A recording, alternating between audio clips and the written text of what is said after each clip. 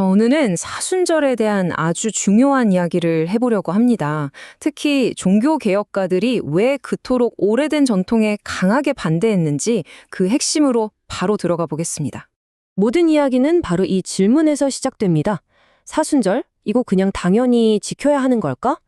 우리가 너무나 당연하게 여겼던 것들에 왜? 라는 질문을 던지는 순간 완전히 새로운 시각이 열리게 되죠. 들어보세요. 종교개혁의 거장 존 칼뱅이 이렇게 말했습니다.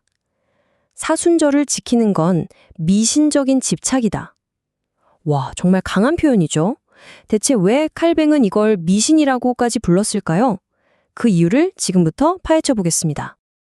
네, 칼뱅뿐만이 아니었습니다. 당대의 개혁가들은 마치 약속이라도 한 듯 사순절의 의무적인 준수에 대해 한 목소리로 반대했습니다. 그들의 목소리는 단순한 불평이 아니라 신학 전체를 뒤흔드는 거대한 외침이었죠. 먼저 울리히 츠빙글리입니다. 그의 주장은 아주 명쾌했어요. 성경 어디에도 사순절 지키라고 한 적 없다. 이건 인간이 만든 족쇄, 완전한 속박이다. 이거였죠. 그리고 마르틴 루터. 루터는 이걸 폭정이라고 규정했습니다. 믿는 사람의 양심을 억누르고 강요하는 건 그 어떤 이름으로 포장해도 결국 폭력이고 폭정이라는 겁니다. 신앙의 문제가 아니라 자유를 억압하는 압제의 문제라는 거죠. 다시 존 칼빙입니다. 그의 비판은 정말 날카롭습니다. 예수 그리스도의 40일 금식은 인류 역사상 단 한 번뿐인 신적인 사건인데 감히 인간이 그걸 흉내내려고 하는 것 자체가 하나님을 조롱하고 희롱하는 행위라고 본 겁니다. 자, 그럼 이 개혁가들이 왜 이렇게까지 강력하게 반대했는지 그들의 주장을 떠받치는 세 개의 거대한 기둥을 살펴보겠습니다. 이건 그냥 감정적인 반대가 아니었어요. 아주 철저한 신학적 논리가 있었습니다. 그 세 가지 기둥이 바로 이겁니다. 첫째, 오직 성경. 둘째, 행위로는 구원받을 수 없다. 셋째, 그리스도인의 자유. 이 세 가지 원칙이 어떻게 사순절이라는 전통과 정면으로 부딪히는지 하나씩 짚어보겠습니다. 첫 번째 원칙, 오직 성경. 아주 간단합니다. 우리의 신앙과 삶의 최종 권위는 교회의 전통이나 사람이 만든 규칙이 아니라 오직 하나님의 말씀인 성경이라는 거죠. 그런데 성경 어디를 봐도 사순절을 지키라는 명령이 없다는 겁니다. 그럼 뭐죠? 지킬 의무가 없는 거죠. 츠빙글리의 이 말이 핵심을 그대로 보여줍니다. 개인이 원해서 금식하는 건 자유입니다.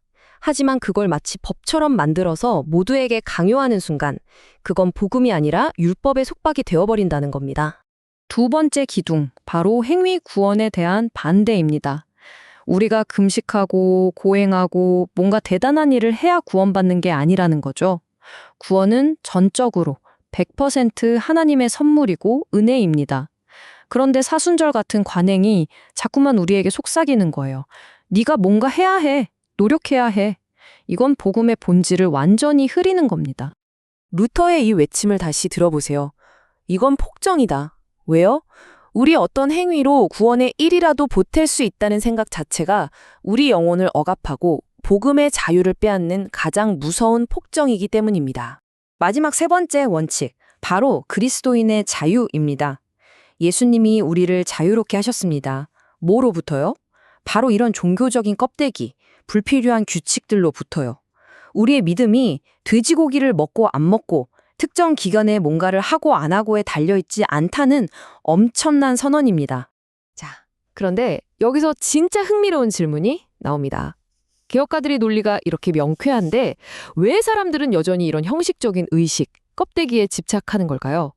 이제 신학에서 인간의 마음속으로 한번 깊이 들어가 보죠. 정말 이상하지 않나요?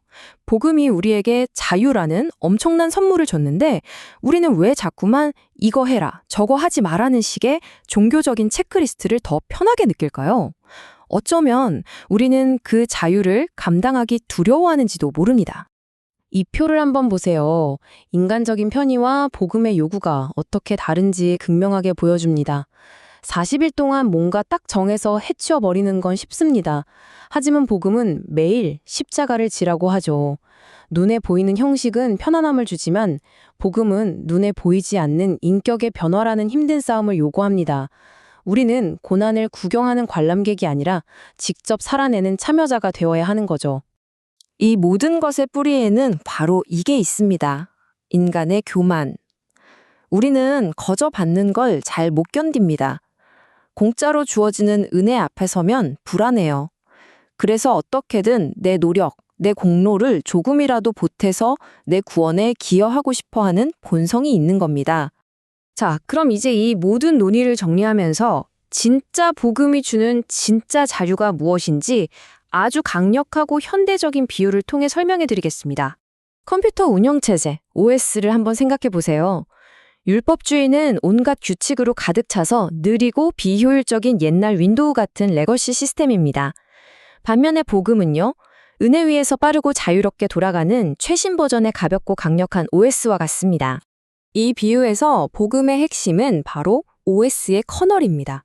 시스템 전체를 움직이는 가장 작고 가장 안정적이고 가장 가벼운 핵심이죠. 바로 그리스도 안에서 누리는 은혜와 자유, 이게 우리 신앙의 커널입니다. 그렇다면 사순절 같은 불필요한 의식들은 뭘까요? 바로 블로트웨어입니다.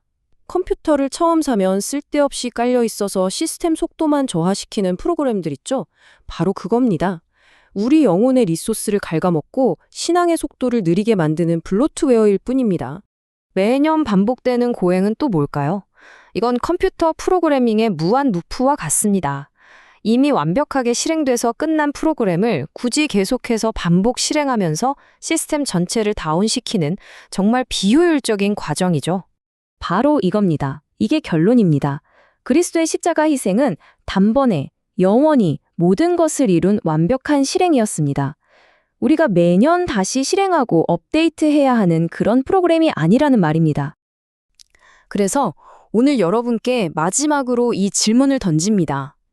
하나님께서는 우리에게 이토록 자유롭고 완벽하게 최적화된 복음이라는 OS를 선물로 주셨습니다. 그런데 왜 우리는 자꾸만 그 위에 바이러스 먹고 버벅대는 낡고 무거운 율법주의 시스템을 다시 설치하려고 하는 걸까요? 이 질문이 오늘 여러분에게 깊은 울림이 되기를 바랍니다.